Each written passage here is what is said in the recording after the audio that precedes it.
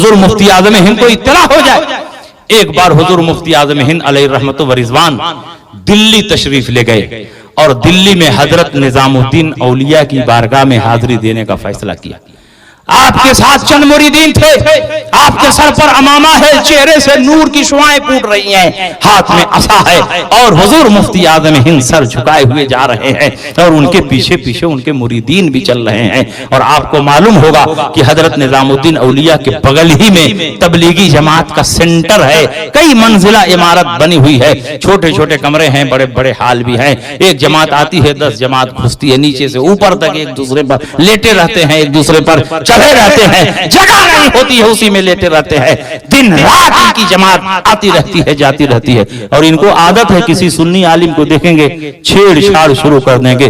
3 तबलीगी जमात के अमीरों ने देखा कि ये कौन बुजुर्ग जा रहे हैं, चेहरे पर अमामा है, नूर की शुआएं फूट रही हैं, हाथ में असा है, मुरीदीन की जमात है, तो कहा कि ये लगता है सुन्नी जमात के बड़े आलिम हैं। तीनों अमीर ऊपर से नीचे आए कि कुछ पूछताछ किया जाए। हुजूर मुफ्ती आज़म हिंद सीधे हजरत निजामुद्दीन औलिया की बारगाह में पहुंचे, फातिहा पढ़ी और जब फातिहा से फारिग हुए तो ये तीनों अमीर हाजिर हो गए कि हजरत आप कहां से तशरीफ ला रहे हैं? हुजूर मुफ्ती आज़म हिंद ने फरमाया बरेली से आ रहा हूं। कहा हुजूर आपका नाम क्या है? कहा मेरा नाम मुस्तफा रजा है। कहा आपके वालिद का नाम क्या है? कहा मेरे वालिद का नाम मौलाना अहमद रजा खां है।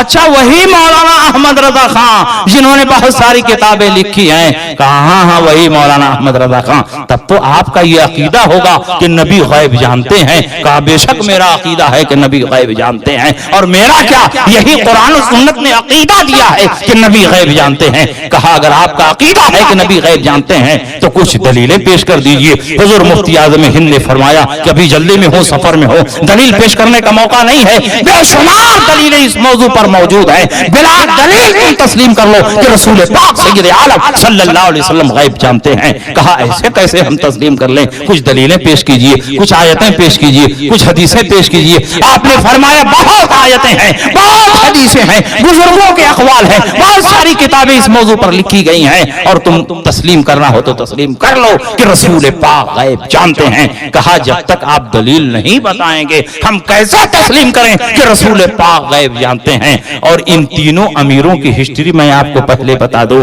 कि इन तीनों अमीरों में से एक अमीर वो था कि जो माँ और बीवी में झगड़ा हुआ तो बीवी की मोहब्बत में माँ को धक्के दे दिया, बेचारी गिर गई और उसका हाथ टूट गया। दूसरा अमीर वो था जो किसी का माल नाजायज तौर पर गस्ब कर लिया था। और तीसरा अमीर वो था जिसने अपनी नौकरानी से मुंह काला किया था।